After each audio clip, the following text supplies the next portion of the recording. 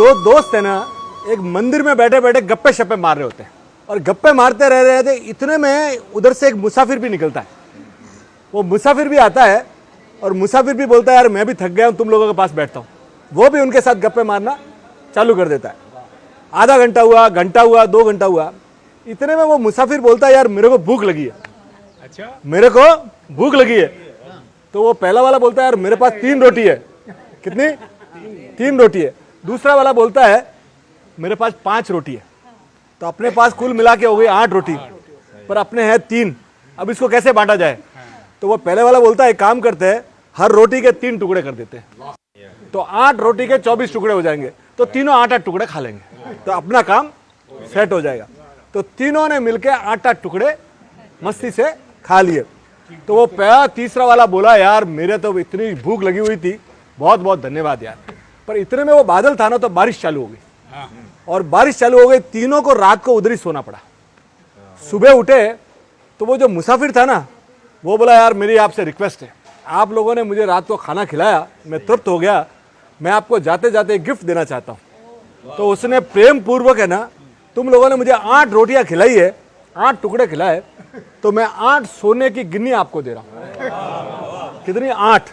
तो अब आप रखो और मेरी रिक्वेस्ट है आप रखो। अब रख तो दिया, पर ये जो दोनों दोस्त थे ना, वो एक दूसरे को इतना चाहते थे कि जिसने 5 रोटी खाई थी ना, वो उसको बोलता है कि भले ये देख मैंने 5, पर दोनों 4-4 गिनियां लेंगे।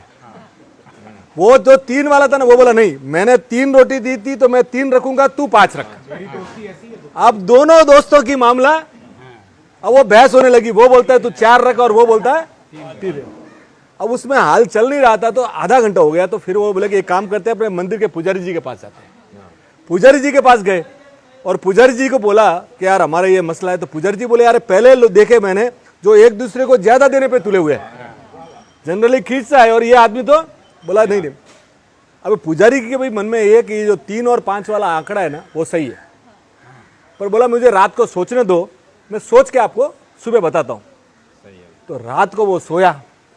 सोते सोते रात को गहरी निद्रा में वो भगवान को याद किया कि भगवान जो आपको समझ में आवे वो आप फैसला करो। रात को 1 बजे भगवान आए और भगवान ने आके बोला कि एक काम करना तुम, कि जिसने 3 रोटी दी है ना उसको तो 1 गिन्नी देना, और जिसने 5 रोटी दी है ना उसको 7 गिन्नी देना। बोले भगवान ये कौन सा न्याय आपका? ये 3, 5 और 4 वाला मामला था, नया क्या लाया 1 और 7 का?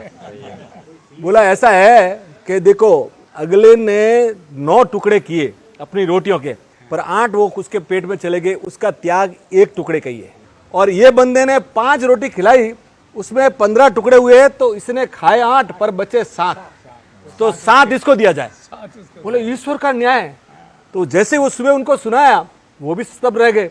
बोले ये जीवन है ना, आपको हमको लगता है कि इसके साथ इतना अच्छा क्यों हो रहा है, उसने से किसने कैसा त्याग किया है ईश्वर ही जानता है, आप और हम नहीं जानते। तो ये जो आप खूबसूरती देखते हो, ये जहां भी वैभव देखते हो ना, ये परमात्मा की कृपा है। वो देखता है कि किसका कितना त्याग है और कौन कितनी सेवा कर रहा है, उसके हिसाब से अपने को वरदान देता है। तो ईश्वर के जो निर्णय पे है ना, आप विश्वास कीजिए, ईश्वर ही आपका सबसे बड़ा इलाज है। अंकुर नमक